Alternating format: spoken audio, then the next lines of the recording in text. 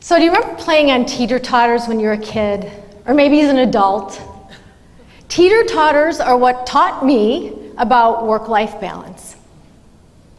Because my memories of being on a teeter-totter were with my little brother, Ricky, who was lighter than me. So I was the one that got to be, of course I was heavier, so I got to keep him stuck at the top and say, na na na boo boo, I'm not gonna let you down. He'd be like, let me down, I wanna play, you're a brat, na na na boo boo. But then it really wasn't that much fun, you know, I mean, I realized I was stuck, and he was stuck, so I realized I had to push off, create some movement, and find that center place, which was really effortless, that, you know, feeling weightless. And so, like I said, I didn't realize till I was an adult how that reflected my life when I'm out of balance. Because really what was going on in me is what I was down here feeling like I had all the power. I was in control. I got to call the shots. I get to do what I wanted to do. But there was no movement, you know? And I was stuck, and he was stuck.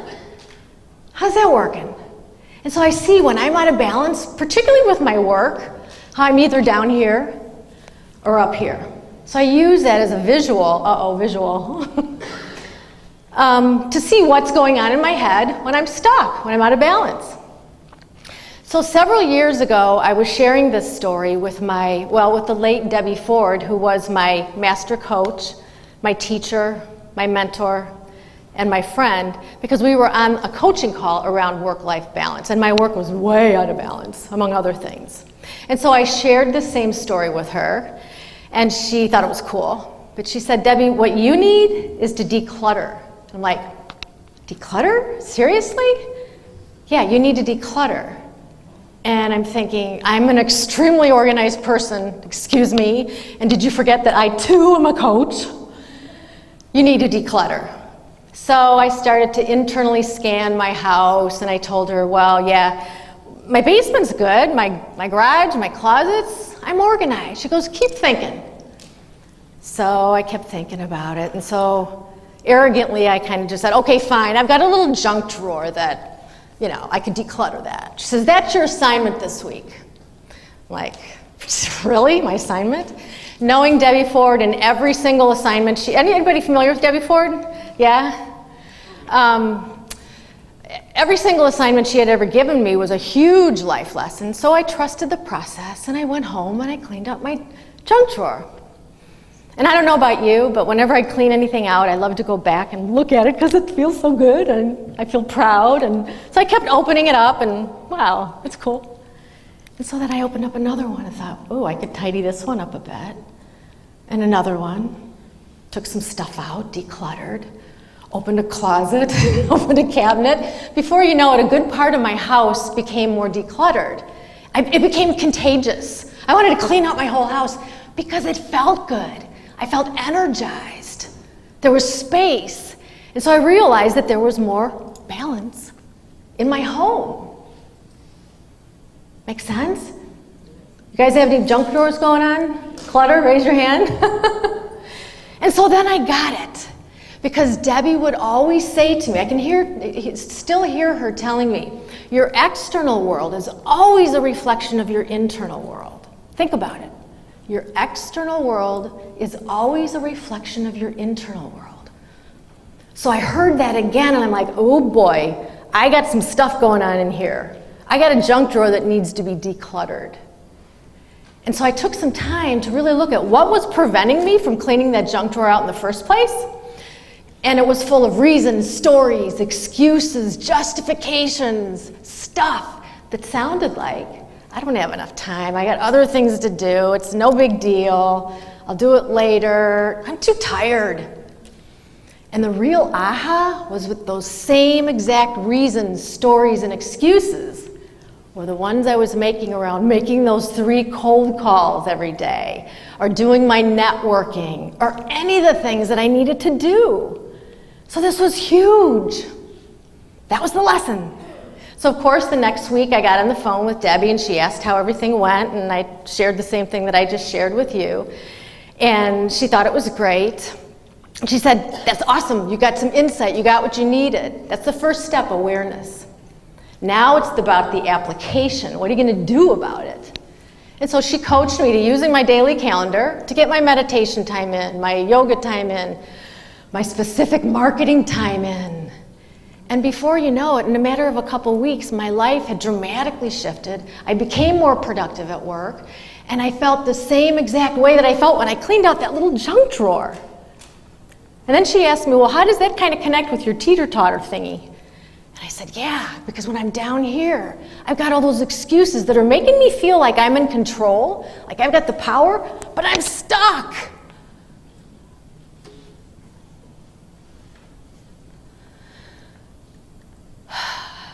Three years ago,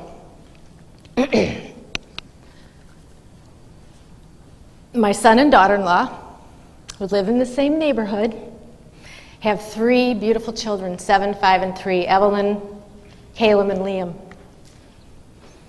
They decided to alienate me completely. I can't write, I can't text, I can't call, no gifts, zero, nothing, nil. I don't know about you, but when you feel out of balance, do you feel stressed? Oh my God. My stress was off the charts. Hopeless, feeling devastated, victimized. Something's wrong with me. But I got to apply this little junk drawer lesson to this circumstance because I was so out of balance. I knew I need to look at my internal clutter. And this time what I realized is that this time I was at the top of the seesaw, saying, let me down, let me down. But it wasn't working. So I had to let go. I had to jump off and find a teeter-totter that worked for me. And that's the one with me and me, my higher self, my heart. And it sounds like, here's me. There must be something wrong with me. I can't find happiness and joy without my babies in my life. I've got to be able to do something. I've got to be able to fix something. There's something I've got to be able, there must be something wrong with me. And my higher self says, Debbie, there's nothing wrong with you. And you're not just a mother and a grandmother. You're a coach, you're a leader, you're a speaker, you're a daughter and a sister. This is who you're being called to be. And there's nothing you can do about this situation but declutter. You got some junk drawers going on. And so by listening to this, because I knew it was the truth, I was able to let go and be in partnership with my higher self. And that's exactly why I'm standing here in front of you, because it wasn't that long ago that I was down here in shame, feeling like something was wrong with me, living in my story. And now I know that the purpose is for me to contribute my story to hopefully let you borrow my junk drawer so that you too can find balance, because I can guarantee every single person in here, you got some kind of life challenge going on. Raise your hand if you do, right? And so often we can't change our circumstances, but we can change what's going on in here. We can eliminate the clutter. And that's what's possible for you. So that's my invitation to each of you right now to just stop and ask yourself, what is my clutter? What are my reasons, stories, and excuses? And then when you get that, write it down. Put it somewhere. Put it in your phone. Write it on your hand. Write it on your foot. Write it on your partner's butt. Whatever. And then when you write it down, exit out. Because it's not true. And that's what's keeping you down here or up here. And then take an action step to eliminate that story, because it's not true. Because that's what the world is waiting for. Had I not decluttered and pushed off, I wouldn't be sharing my story. And by the way, by doing this, thanks to my hero, Debbie Ford, last year alone I doubled my income, because I'm doing what I'm supposed to do and I'm honoring my heart. That's what's possible, you know?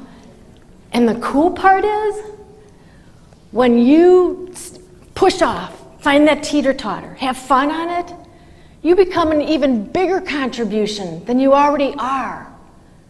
And you become contagious because you already are. In fact, Next year, I want to be sitting where you're at, and I want to listen to your story right here. How about it? Raise your hand, you up for it? Right? So you got to be able to notice if you're here or here, and take some new action. So declutter, right? Take action, get on that seesaw. And by the way, what's coming out of this? I am now supporting other alienated grandparents who feel the same pain that I do, helping them find balance. And again, I'm not patting myself on the back, I'm patting Debbie Ford, the late Debbie Ford, on the back for teaching me that lesson. So feel free to borrow my lesson, and I'd love to hear your story. Thank you. Okay, folks, I want you to know that